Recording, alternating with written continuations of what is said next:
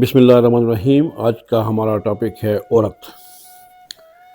عورتوں میں ایک بات مشترک اور ایک منفرد ہوتی ہے۔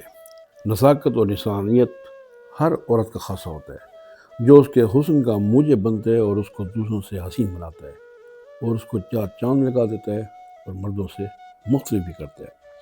حسن رنگ کا نام نہیں ہوتا، بلکہ خوبصورتی کے اجزاء میں سے ایک جزو ہے۔ روپ کے اعتبار سے عورت کا سب سے حسین روپ ماں ہے۔ تمام زیرو میں ماں کا کردار اور رویہ یکساں ہوتا ہے۔ یہ بھی حقیقت ہے کہ ہر عورت دوسری عورت سے مختلف ہوتی ہے، جس کی تمثیل یہ ہے کہ ہر بچہ اپنی ماں کو ایک خاص نشانی سے پہچانتا ہے جو اس بچے نے اپنے لیے مختص کی ہوتی ہے، جیسے ماں کے بالوں سے، تو کوئی انگلی کے پروں سے، کوئی لمس سے، کوئی کپڑوں کے دامن کو چھو کر، تو کوئی خوشبو سے یا پھر چہرے کی لوؤں سے۔ الغرض بچے ایسے نشانے مختص کر لیتے ہیں جس سے عورت دوسروں سے منفرد نظر آتی ہے۔ لیکن دلچسپ بات یہ ہے کہ ماں اپنے بچے کو ایک نشانی سے پہچانتی ہے اور وہ ہے لمس، جو کہ ایک طلسماتی اور غیر مرئی تعلق ہوتا ہے۔